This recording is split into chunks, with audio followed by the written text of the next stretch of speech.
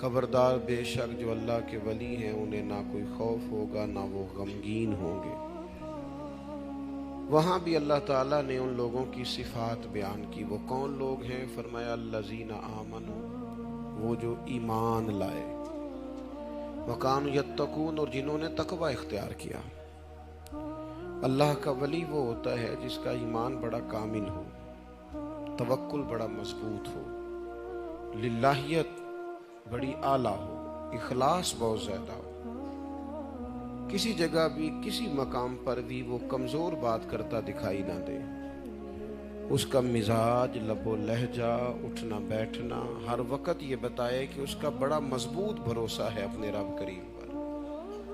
اولیاء صوفیاء یہ جو کفرستان میں اکیلے چلے جاتے تھے نا تبلیغ کرنے کے لیے، چاروں جانب کفر ہوتا، اللہ کا ولی پہنچ جاتا، ان کا توکل مضبوط تھا، گھس جاتے تھے، جا کے کام کرتے تھے۔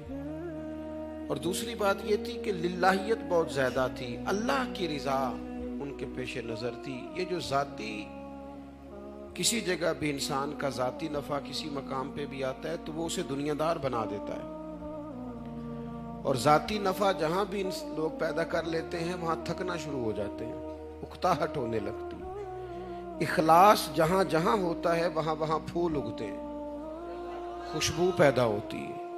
خالص لوگ جو ہوتے ہیں نا، خالص اللہ کے رضا کے لیے چلنے والے، ان لوگوں کا مزاج اور طرح کا ہوتا ہے۔ حضرت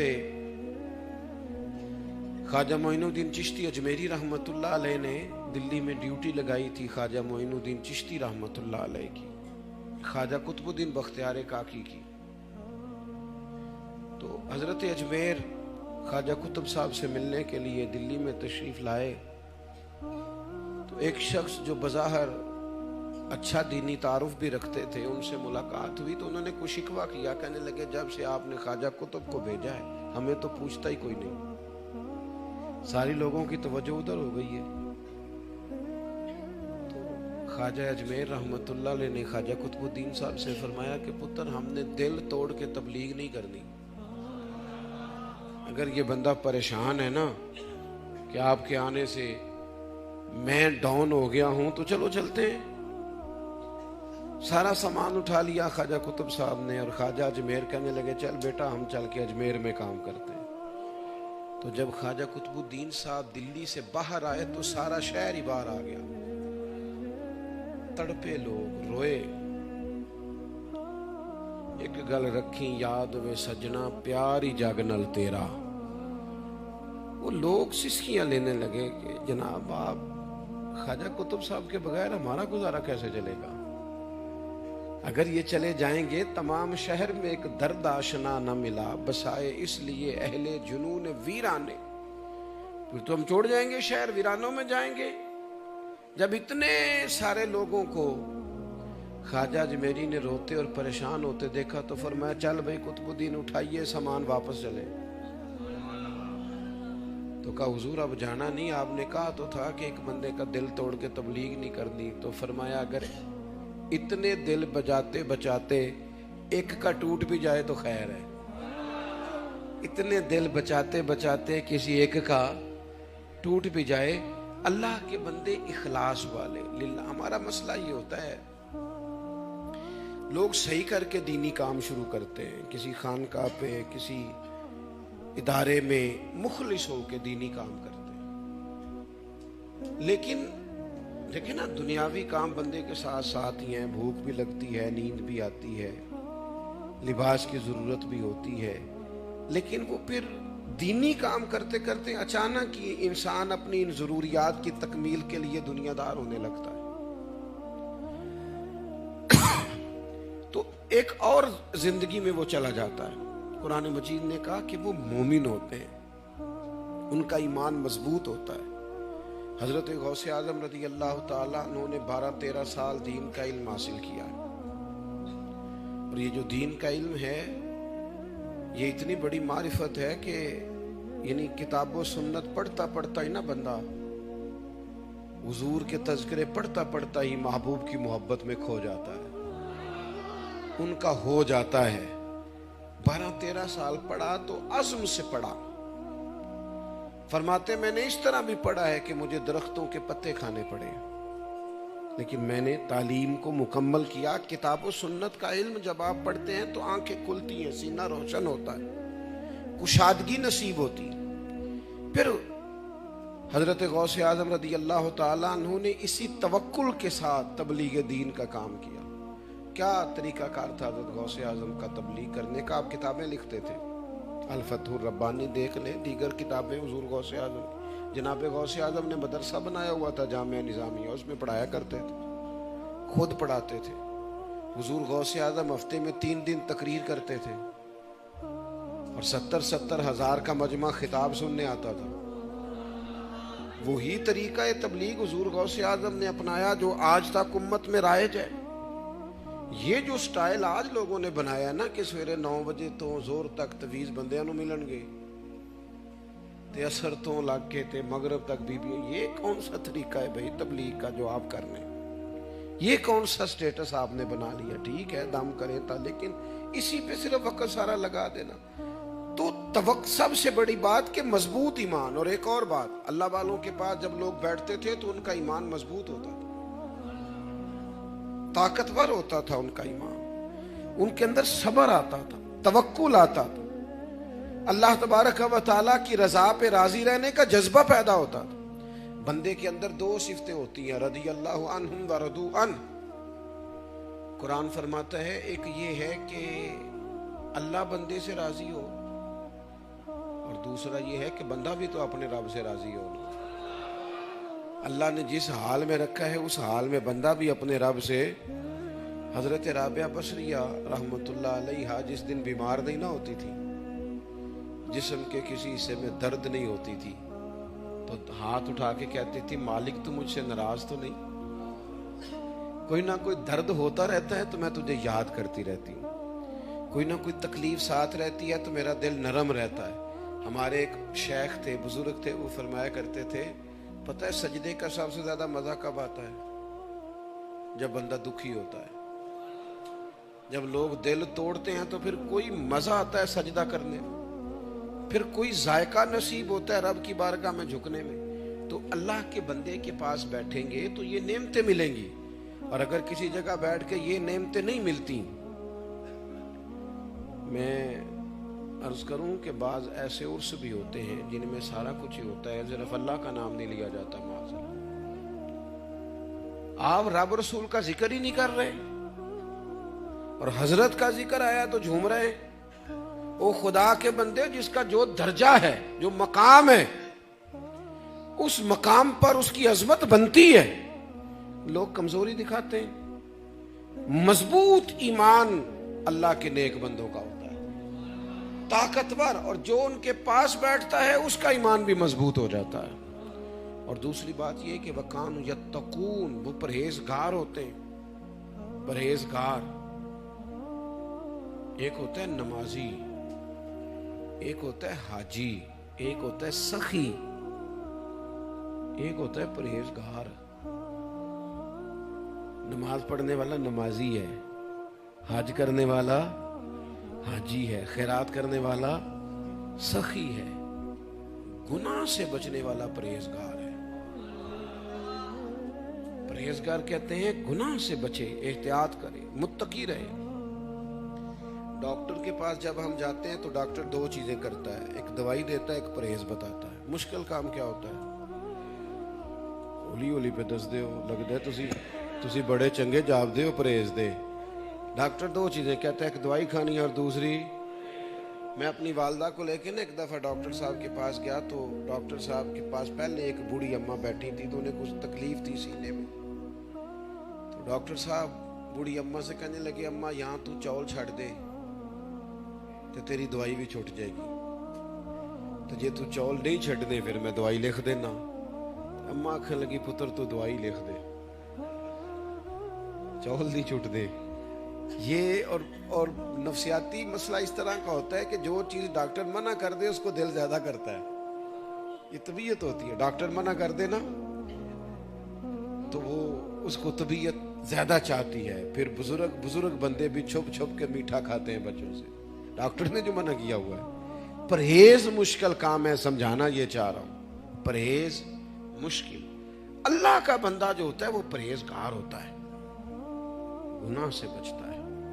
किस तरह का परहेजगार होता है? जुबान भी मोहतात होती है, उसकी नजर भी मोहतात होती है, उसकी सोचें भी, उसका उठना बैठना भी मोहतात होता है, उसका लब। हजरत इमाम अहमद बिन हम्बल रहमतुल्लाह अलैह से किसी ने पूछा था, हुजूर आपने इतनी अहादीस लिखी हैं, सारी ज़िंदगी फतवा दिया है, कभी किसी मसले में मुश्किल भी आई? फरमाया एक बूढ़ी अम्मा मसला पूछने आई थी, मैं मुश्किल में आ गया। हुजूर किस तरह? फरमाने लगे मुझे बेटे ने बताया कि निहायत ज़ईफ़ औरत है, मैंने पर्दे के पीछे बिठाया, उसने मसला पूछना है। फरमाते मैं गया तो वो बूढ़ी कहने लगी मैं बेवा भी हूँ और बे औलाद भी हूँ, हाथ नहीं फैलाना चाहती, मेरी खुददारी के खिलाफ, मेहनत करके कमाती हूँ। मैं छत पे ना जब समझती हूँ ना दिन में चरखा चला के उतनी आमदन नहीं हुई, तो मैं फिर चांद जब 14वीं का चमकता है तो उसकी रोशनी में चरखा छत पे रख लेती हूँ रात को। अब 2-3 दिनों से मसला ये है कि बादशाह का ना एक बहुत बड़ा काफिला रोज ही गुजरता है, उनके पास बड़ी बड़ी लालटेनें होती हैं, उनकी कुछ रोशनी भी मेरे चरखे पे पड़ती है। पूछना ये था उस रोशनी में जो मैं सूद काटूंगी तो वो कमाई मेरे लिए हलाल है कि हराम? इमाम अहमद बिन हम्बल कहते हैं बड़े बड़े मसले हल किए थे पर मैं कांपने लग गया, कोई बात भी नहीं थी पर आंसुओं का सैलाब जाने कहां से आया। मैंने कहा बहन तू कौन है, कहां से आई है, क्या नाम है? तो कहने लगी आप मसला बताइए कि शनाख्ती कार्ड दिखाना पड़ेगा। तो मैंने कहा फिर भी बता तो सही। तो वो बूढ़ी कहने लगी एक दरवेश है बगदाद में जो नंगे पैर चलता है, जिसे लोग बिशर हाफी कहते हैं, मैं उस फकीर की बहन हूँ, मैं उसकी हमशीरा हूँ, ये मेरा तारुफ है। इमाम अहमद बिन हम्बल फरमाने लगे बहन कोई बंदा और होता तो मैं मसला और बताता, आपसे तो लोग दीन सीखते हैं ना आपके घर से। मेरी गुजारिश है बादशाह की रोशनाई में सूत ना बनाना, चांद की रोशनी ठीक है। मेरे दोस्तों तकवा, परहेजगारी, थोड़ी एहतियात। वो हमारे यहाँ ना जी बंदे बनते हैं फकीर दरवेश और एहतियात एक चीज की भी नहीं करते। तेरे ऊपर तो कई पाबंदियां हैं, कई शर्में तूने रखनी है, अपने मुर्शद की शर्म भी रखनी, आस्ताने की भी रखनी, रब रसूल की भी रखनी, आने वालों का ख्याल भी रखना है। तेरी तो एहतियात ज्यादा होनी चाहिए थी, तेरा तो मेयार ज्यादा होना चाहिए था। मेरे बुजुर्ग खुद कहते कि आज मैं उन सौन चला, मैं कई दिनों का जागिया, आज मैं सौन लगा हूं को परौना आया तो उन्होंने भाइयों पेशी ले मिलांगा, लेकिन फिर 1 घंटे के बाद खुद ही फोन करते कोई मेहमान तो नहीं आया, आपने तो कहा था कि जोर में मिलना है। तो फरमाते यार मेरे लिए आया है, अगर कोई दूर से आया है तो तकलीफ ना हो बेचारे को, लाओ मैं मुलाकात कर लूं, थोड़ा सा ना ख्याल हो जाए। मेरे दोस्त मुझे खुद कहते हैं मैं अब कल सुबह से घर से निकला हूं और आज भी मैं समझ ले कल का बाहर ही हूं और तसलसल सफर है। मैं कहने ने सानू तुसी कहंदे हो नहीं इन्ना जाना करना, फिर आप हर बंदे के ही मान जाते हो, जेड़ा आंदा मान जाते हो। तो मैं कहता हूँ यार क्या करें, हमारी कोई हैसियत नहीं है ना, तो कोई बंदा दीन के नाम पे कहता तो डर लगता है कि यार अब इसको कैसे इनकार करे, रब रसूल के नाम पे कह रहे आ जाओ, अल्लाह रसूल की बात कर जाओ। अल्लाह का बंदा मुत्तकी होता है, परहेजगार होता है। गैर मुहताज जिंदगी नहीं गुजारनी, हमने ख्याल करना, हमने तवज्जो करनी। कई किस्म की शर्में बंदे को होती हैं। मैंने पहले भी शायद आपको बताया था, हमारी गली से ना एक नौजवान गुजरा करता था, तो मोटरसाइकिल का हारन उसका बड़ा खतरनाक था, जोर से बजाता। एक रिवाज गुजरा है 15-18 साल पहले, जोरदार हारन बच्चे मोटरसाइकिलों पे लगाते थे, बूढ़े फिर बुरा भला कहते थे तो उसका भी वो मजा लेते थे और ज्यादा बचाते थे, तंग करना मकसूद होता था। तो मेरी वालदा शुगर की मरीजा थी, तो जब गुजरता तो अम्मा जाग जाती, नाराज होती, तो 1-2 दफा उसे डांटा लेकिन वो कोई ना माना। फिर वो खुद बखुद ही उसने ना आराम से गुजरना शुरू कर दिया, हारन उतर गया। तो शरारती शरारत ना करे फिर भी परेशानी होती है। کہ ابھی کر نہیں رہا۔ تو اماں جی میرے کہنے لگے اسے پوچھ تو صحیح کیا ہوا ہے، پہلے تو ڈانٹنے سے بھی نہیں مانتا تھا۔ تو میں نے اسے پوچھا، میں نے کہا خیر ہے بھائی، سیانے ہو گئے ہو؟ تو وہ کہنے لگا میرے گھر میں نا بیٹی پیدا ہوئی ہے، میری اماں نے مجھے کہا ہے پتر تیاں دے پیو انج دیاں حرکتاں نہیں کرتے۔ میں نے چھوڑ دیا ہے۔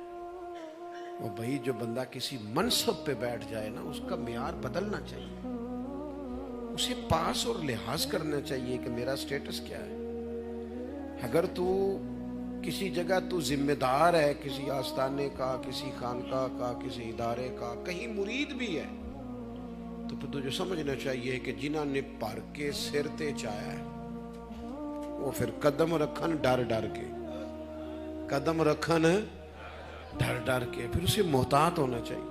ہمارے ہاں لوگ بڑے دعوے کرتے ہیں فلاں جگہ مرید ہوں، تو بھئی عکس بھی تو نظر آئے نا تیرے اندر، کوئی شے بھی تو نظر آئے نا، کوئی تو نے سیکھا کیا ہے، لیا کیا ہے۔ تو پرہیزگار زندگی گزارے، لاپرواہ وقت نہ گزارے، تعلیمات کا پابند کرے۔ آخری بات سنیں، آپ کی توجہ ایک خاص بات کی طرف مبذول کرانی ہے۔ اللہ کے بندوں کے دلوں میں رب کی مخلوق کا درد بڑا ہوتا ہے۔ نبی پاک صلی اللہ تعالی علیہ وسلم نے نا یہ جو بہت زیادہ تبلیغ فرمائی ہے اور جد و جہد فرمائی ہے، تو حضور کے دل میں درد تھا امت کا کہ اللہ کے بندوں میں سے کوئی دوزخ میں نہ جائے، اس کے لیے حضور نے جد و جہد کی ہے۔ رب کریم کے جتنے بھی بندے ہوتے ہیں نا، ان کے دلوں میں، حضور غوث اعظم رضی اللہ تعالیٰ عنہ کا وسیع لنگر خانہ تھا۔ سرکار غوث اعظم تو وہاں جو کشتی چلتی تھی نا، لوگوں کو دریا کے پار لے جاتی تھی، اسے بھی ایڈوانس پیسے جمع کرا دیتے تھے کہ اگر کوئی غریب آدمی آ گیا تو میرے کرائے پہ سفر کرا دینا، لیکن رسوا نہ کرنا۔ سمجھیے گا بات کو، اللہ کے بندوں کے دلوں میں رب کی مخلوق کا درد ہوتا ہے۔ خواجہ اجمیری کئی دفعہ خواب میں آئے شہاب الدین غوری کی کہ یہاں حملہ کر، ہندوستان کے جو بنے ہوئے ہیں مہاراجے وہ ظلم بڑا کرتے ہیں، تو ادھر آ تو۔ آج آپ دیکھیں امت کتنی تکلیف میں ہے، اور ڈھٹائی یہ ہے، کفر کی ڈھٹائی یہ ہے کہ کفر ایک ہو گیا۔ مسلمانوں کا عالم یہ ہے کہ مسلمان ابھی بھی نا، ہم تو لگے ہوئے سیاسی جلسوں میں آنے جانے میں، وہ جو خاص درد ہوتا ہے نا امت کا، وہ درد محسوس کرنے کی ضرورت ہے۔ میں ایک دوست مجھے ویڈیوز بھیج رہا تھا فلسطین کی، تو میں نے اسے منع کیا، میں کہ یار میں نے نکال یہ تو ویکھی ہی نہیں جاندی جان،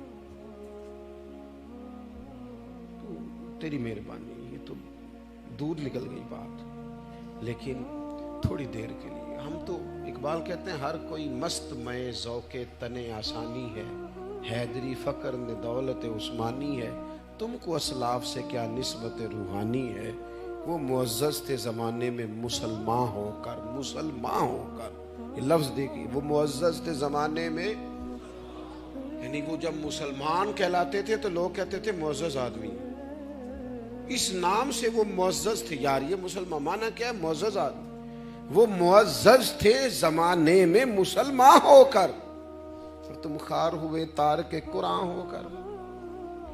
تھوڑا سا احساس پیدا کریں، بالخصوص دین کو، یہ ہمارے سارے بزرگوں نے دین کا کام کیا ہے، ہم کس طرح اعلیٰ بنیادوں پر آگے لے۔ ایک ہے ہمارا ذوق، وہ رکھے، لیکن ذوق بندے کی ذات تک ہوتا ہے، وہ ذات تک ہوتا ہے۔ جو دینی کام ہے وہ آپ اس ماحول میں کریں گے جس ماحول میں دین کو ضرورت ہے۔ تازہ دم ہو کے اچھے انداز سے ادعو الی سبیل ربک بالحکمہ، لوگوں کو دانائی کے ساتھ اللہ کی طرف بلائیں گے، حکمت کے ساتھ بلائیں گے۔ اس لیے ان تین باتوں پر ضرور عمل کریں۔ ایمان کی مضبوطی تصوف کا بنیادی نقطہ ہے، کچی پکی باتیں نہیں، بے ربط جملے نہیں، ٹوٹتی بکھرتی سوچیں نہیں۔ اور دوسرا یہ